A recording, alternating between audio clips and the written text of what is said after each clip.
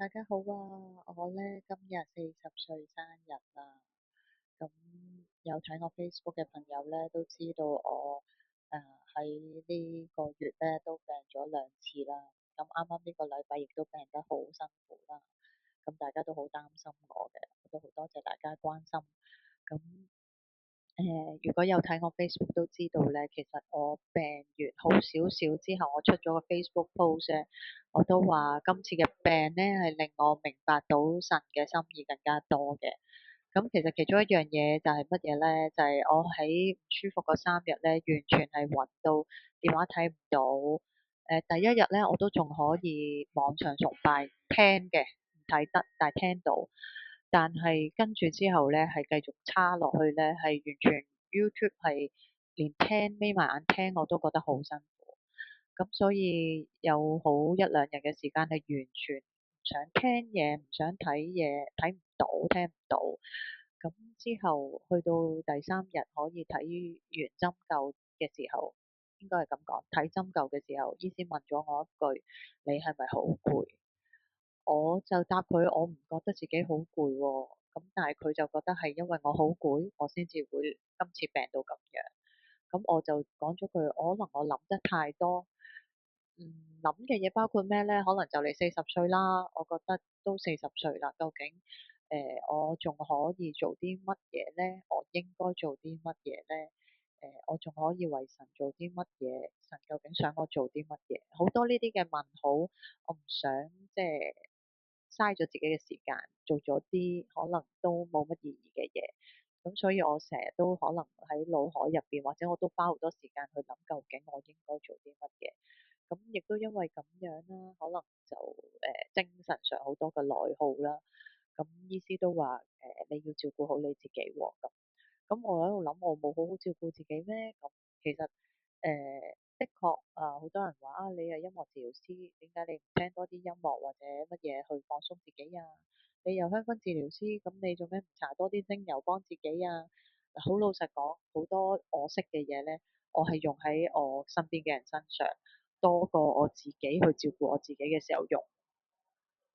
呢個都係一路以嚟我自己知道嘅問題嚟嘅，所以最受益喺我身邊最受益嗰個一定係我女 Sophie，即係我識嘅嘢我會用喺佢身上，我知道好嘅嘢我用喺佢身上，但係我自己卻係好多時係冇去特登去做一啲嘢去顧好我自己。咁醫師都話我嘅，即係其實你應該要好好自己照顧咗自己先。咁今次呢個唔舒服呢，係令我有好大反省。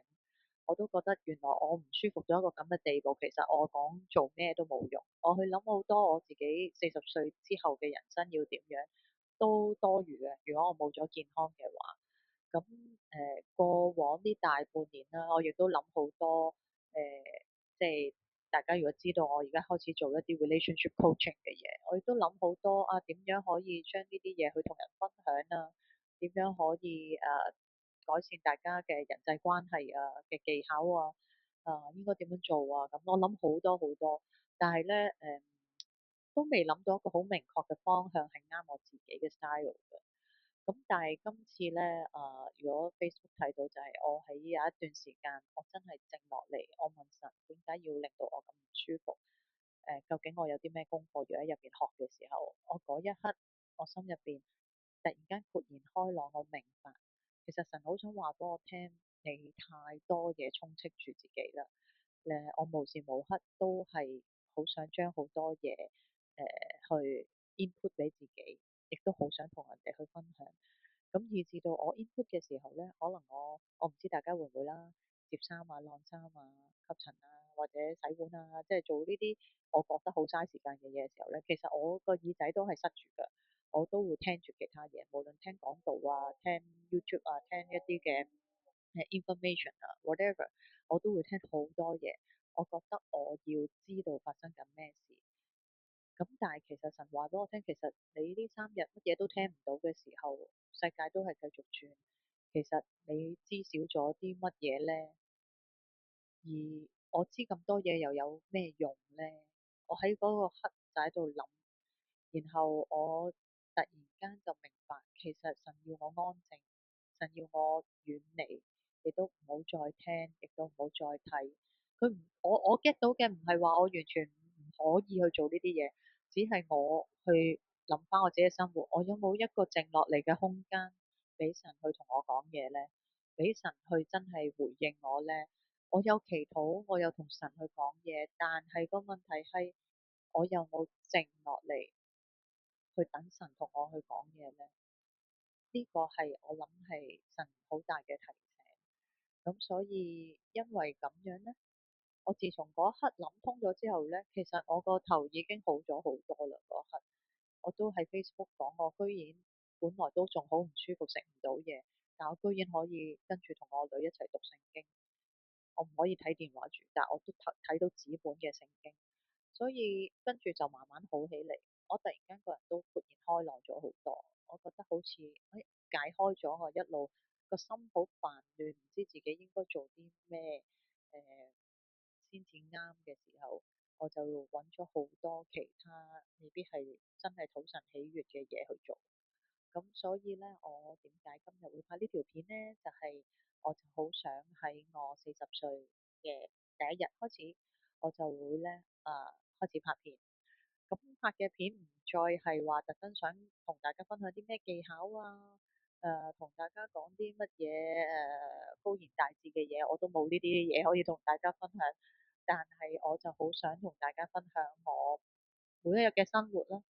其實由細到大我都好中意做呢啲嘢，其實未必好多人想聽，或者覺得我生活其實都好無聊，但我就好將啲好無聊嘅嘢就成日周圍同人講，咁我好想繼續做呢件事。